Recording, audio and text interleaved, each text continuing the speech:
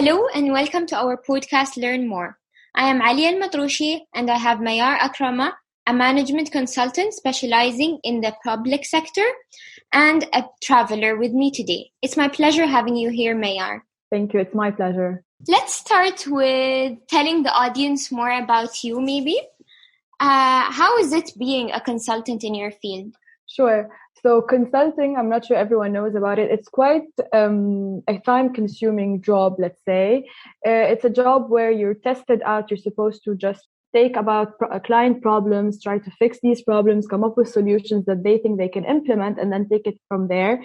It typically presents you with very complex and interesting problems. So it's never boring, but it's quite time-consuming and exhausting. A typical workday is like 12 to 14 hours. Sometimes you have to work the weekends. But it does pay off in terms of it's interesting. It's a lot of networking and it's a lot of meeting of cool clients here and there. Specifically for me, I work in the public sector, and public sector means it's a bit more demanding just because it's just an evolving environment, but it's quite fun. But as I've said, quite exhausting as well. And with Corona coming down right now, every circumstance of how consulting is being dealt with right now is changing bit by bit. So it's a constant adapting to new changes in the environment, I guess. That's very nice. Okay, so as you mentioned with the Corona and you mentioned to me before on the phone that you have crazy working hours. So does this affect your finances positively or negatively? Yeah, as I was saying, consulting is quite that time-consuming job. For me, just to make it a bit more even clear, is that before Corona, a typical week for a consultant is to travel out on a Sunday or a Saturday and come back on a Wednesday or Thursday. So you're most of the time outside of the country doing these 12 to 14 hours a day. So you really don't know what's happening throughout your day except working. So you automatically start tracking up these expenses that you don't even think about. You're either ordering in every time, you're paying for taxes that you don't realize, or for some simple reason, which is why you called me a traveler before, because you're so exhausted during the week. For you, the weekend is a matter of time spent on only thinking about what you want to do for fun and if you can go to a destination. So budget management, expenses is not something you think about, and you actually think, I don't want to do a responsible thing this week. I'm going to be just comfortable and happy. And because you have that mentality, you don't think about what you're spending, and you end up spending way more than you do, what you know, and you don't even keep track. So personally, I don't know if others are feeling the same, but I know some of my friends did. It affects your expenses very, very negatively. Because you're wasting time during the week, you say, I'm going to reward myself with X, Y, and Z, or I'm not going to think about it for now. I'll think about it later when I have some free time. And then that free time never comes. And so you come to the end of the month with a credit statement that you're like, okay, fine. Let's see what we can do about that. So it's affected it pretty negatively. To me, when you first told me about your travels and whatsoever, I was like, I bet she spends a lot on food, because when you're never free, food takeouts are the only solution. Oh my God. You don't even imagine. And it's quite funny how it starts. You start spending on food in a way, it's a vicious cycle. You start spending on delivery every now and then. I don't have time for breakfast. I don't have time for lunch. So you order in. And then you get hit by that I want to be healthy craze. And you're like, no, but I can't order in all the time. Let me go for meal subscriptions. And so you end up even paying for a more steady version of food. It's one expense here or there.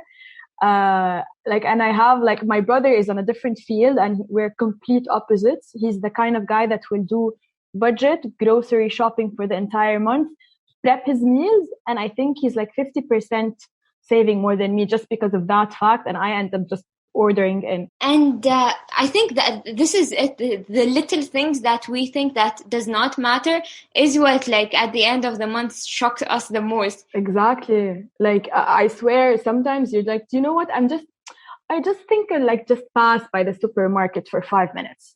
I just want to buy one nail polish, for example. You go in and I swear I'd be doing 20-30 minutes of shopping for nonsense. Or sometimes I'm really wrecked at work, and then I'm sure you do it as well. I just open one of these shops, ASOS, Chic, something like that, and I start okay, I'm just browsing. I'm not gonna buy. I'm just browsing, but you cannot resist. And this is where I think budgeting comes. Like, if you budget and you know that you only should like spend X amount on this, so it will always stay at the back of your mind, and you're like, no, I can't afford it right now. Exactly, but I've never been able to do this for myself. That's my problem. I've never been able to say, oh, how much do I have left this month? Maybe I should not. I don't do this. I always think it's better to like ask for forgiveness, but that doesn't work with money, does it? No, never. You're gonna run out of money one day or the other. So by that, I understand that you never used any financial management tools to stay on track? Well, I tried, and try is a very big word. What I try to do, well, with consulting, using Excel is like using the ABCs. It's something you always use during the job. And Excel is quite a basic, if you want, tool to track your budget. But because of the lack of time and because I consider it kind of a job or a tool that I use at my job, I don't want to use it on my weekends. So what I tried to do, I think maybe 6 months ago for the first time, was try to like download all my credit card statements and like manually code them and add them to an Excel sheet and like bucket them to what I've done in terms of entertainment, food, travel, etc. It was so exhausting. And like I looked at the numbers. I'm like, okay, the numbers are not nice. I don't like this. So I'm like, okay. So I said I'm gonna be strict for next month, and I put like a forecast, but I did not follow it. I don't think I know where the file is. Like that's how like my experience with management tools are so far. Like I try and I attempt, and I find them too complicated, too time consuming, and I'm like, you know what, life's too short, and I move on. And because like you see the numbers, but okay, what do I do with the numbers? Like, okay, yeah, I have a problem, but how to fix it? Exactly. I see them and I'm like, am I bucketing them right? Or how do I actually do 1 and 2 and 3? And by the way, the statements you get from the banks aren't the easiest statements to comprehend and to like compile and to consolidate. It's quite exhausting, or it's quite confusing. Yeah, and they don't come in the right format. It's a hassle. That's true. But I think I know that this is something that I need to work on. I'm not going to advocate for this behavior. No, and this is why we always like encourage people to use Loon, not only for the sake of the application, but for the sake of the guidance, Exactly. But by the way, I don't know if you know this, but the first 2 days I used Loon. First 2 days, I swear, I noticed that I'm paying for a subscription for a newspaper that I haven't seen or gotten an email from, I think, in 2 years. Oh my God. I'm like, okay, this is a monthly subscription that I didn't even notice in my statements. And I directly like stopped that subscription. That's amazing. And it's those tiny things, like, okay, it's $10 a month, but across the year, it's quite a lot. Yes, and I can use the $10 for something else. Exactly. Like I can rack it up and use it for shopping. For that nail polish. Exactly. For doing nails, specifically here in Dubai, where it's a bit expensive. Considering that your job like requires a lot of traveling, like we've mentioned, is it hard to manage your traveling expenses? Like other than just the food that we mentioned before, the other expenses, is it hard for you to manage them? So it's extremely, to be honest, hard to maintain travel expenses when you're a consultant. And it was even more drastic before Corona than now. But what used to happen is you used to not know what you're doing that weekend, and you used to come up with abrupt trips every weekend because you're on a plane going home anyways. Because as I've explained, in consulting, you're typically on client side during the week. Weekend, you go back to your home base. And usually people take advantage of that flight back and like travel anywhere. So because you're not thinking ahead about it and you're thinking, you know what, I'm exhausted and I deserve this, you end up spending loads and loads of money on last minute tickets, last minute hotels. And then when you go to that city, you're splurging not only on food, but on experiences. And you're like, I haven't done that. And on transportation, because you didn't take the full time needed to plan a trip in every way possible. So you start doing these last minute deals, or you start saying, you know what, I pay a bit more now because I only have 2 days. And so you rack up these expenses, experiences, transport, hotels, and flights. And that's what makes a trip really expensive, specifically that you're doing it maybe over the weekend only. And that what makes it worse, you don't have time to reflect on these expenses. You come back from your trip, you go back to work, and you're like pressure at work. So you forget that you've paid. Sometimes paying has this emotional attachment to it. When you pay and you think about it the 2 other days and like try to be a bit more like rational this weekend, but with having such an intense lifestyle, you forget what you felt. And so you're like, no, I'm exhausted. I'm going to do it again.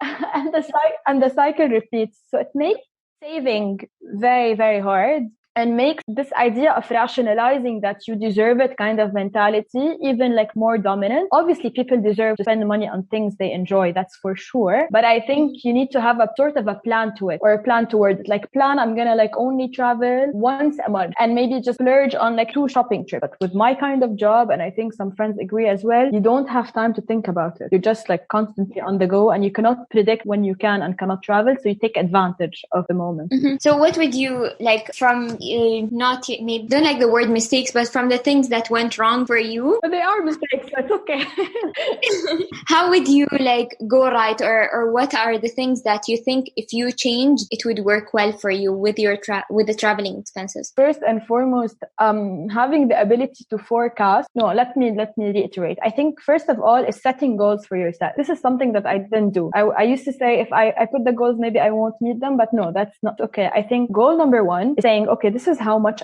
I'm getting per month, let's say. This is how I aim to save. And like everyone started from every amount you can think of. So I don't mind if it was a 1% or a 2% saving goal, but at least I should have put something there. I should have put even like the tiniest goal, but a saving goal, a saving target. And you put a expense target. And then just say like these should be your guiding principles if you want for the next month. And then limit yourself and say, okay, this is what I want to like at max spend on this category or this category and this category, and actually follow them. I think this is where I also lack, or I had mistakes. I can maybe 1 month put all of these down, but I never had someone follow up with me and tell me, no, you're on track, you're not on track, pay attention, this is where you're overspending. And sometimes, like I told you, some expenses ran away from me without considering. So I think being fully aware of all your expenses is something that I should have done, and putting goals something that I should have done. Do you think Loon helped you with that since you started using it? Quite a lot, honestly. What I really liked about Loon, it was flexible in allowing me to put these without me going into these nitty-gritty details of actually like using a tool. It's like a dashboard, super simple dashboard. They already gave me a sort of basic recommendation based on my like inputs and salaries and category bucket. And they told me, you know what, your saving target should be X, your budget should be X. And I like appreciated the flexibility, and okay, no, I adjusted it a bit. But then as you go and check Loon every day or every week, you come to see, oh no, Mayar, you're overspending here, you're not overspending there, you're on target in this area and this area. I've never had this. So I was so happy when I was under budget last week. You don't even get it. And it starts being fun, right? I know. And I screenshotted it and I sent it to my mom. I'm like, look, I'm under budget. It gets exciting. And so maybe before I used to start the exercise alone, but I never had follow-up, and not real-time follow-up. So you'd have to wait until the whole month ends till you download your transactions. But here with Loon, okay, I do the transaction. What is it? 24 hours, 48 hours. And then I have a full view of what happened and what not happened. So it's really helped me stay in touch real-time, if you want, with my expenses and seeing them all together. Because at one point in time, when you pay something, you are seeing that value, but you're not seeing it with all the other values that happened that day. But with Loon, you get that full view whenever you want it. You're able to like do these monthly checks with yourself, and Loon comes and sends you notifications every while. And so you're like, okay, no, I need to go in and see. So when you know you've overspent, it's like quite hard to enter to Loon. But when you know you're like being a good person about it and following your own rules, it becomes quite exciting to go in and see. Tick, tick, tick. I'm a good girl. Yeah, exactly. And it gave me a couple of good insights on what I'm spending on the most, which was quite weird, to be honest. I realized that shopping wasn't my number 1, for example. What's your number 1? It was gym and food. And I did not realize that it was such a high number. So now I'm looking so I realized this yesterday, actually. I'm looking for PTs that can like get me a better price or something. That's very good. Yeah. So I'm trying. Let's see. I'm trying to negotiate negotiate with myself.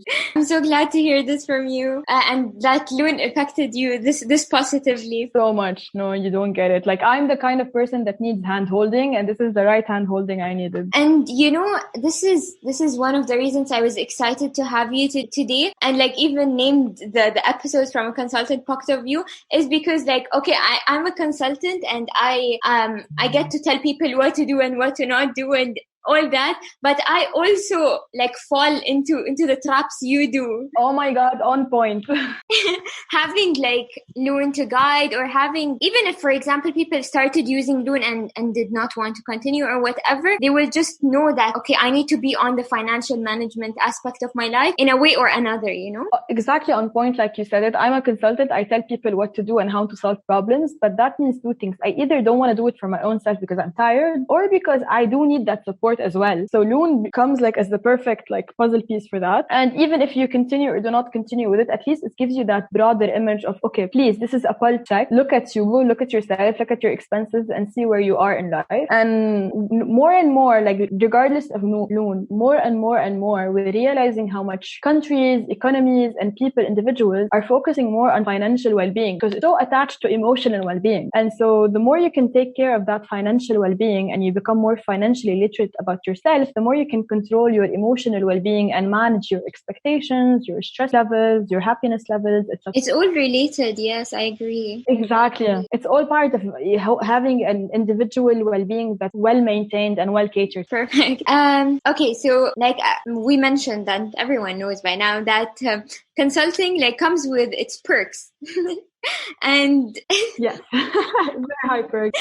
The high pay is one of the perks. So if I may ask, do you save monthly, and if not, why? So this is a very tricky question. I tried saving, but like I told you, because I didn't put a goal to it, it was very random, very sporadic. Like the month that there was no like a lot of events in my life, so whatever, I'm like, oh, okay, I saved this X amount of like money. But it was never intentional. My biggest regrets from like this industry or what I've done so far, like 7 years, I believe 7 years, I've lost so much potential on saving. And you realize them now because when you're a bit younger and it's your first job, you don't think about commitments in the future. You don't think about buying a house or like investing or like seeing other countries and investing in them. You don't think that wide. You're only thinking about your day to day, or max, you're thinking about your trip. But when you get to the age I'm at right now, I'm thinking, no, Mayar, you should have thought more about investment. You should have thought more about long term. And all of these require cash that I haven't built up. And I'm like, to be honest, I'm one of, like you've said, those people who are like fortunate enough and privileged to have had a job that's a bit above market, but I didn't take advantage of it.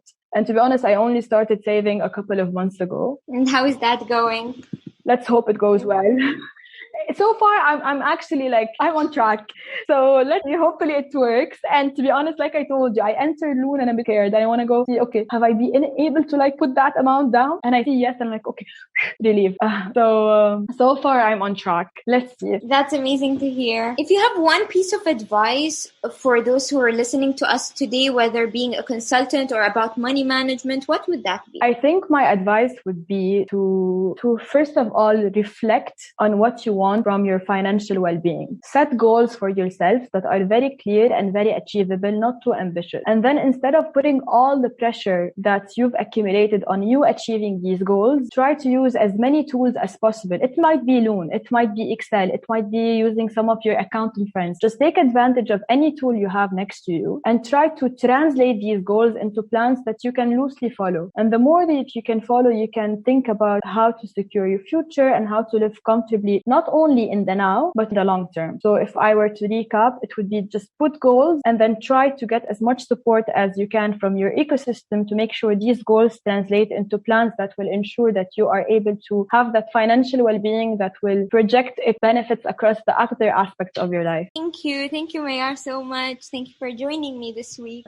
It was a pleasure, to be honest. The pleasure is all mine, literally. It felt like I know you for 10 years now.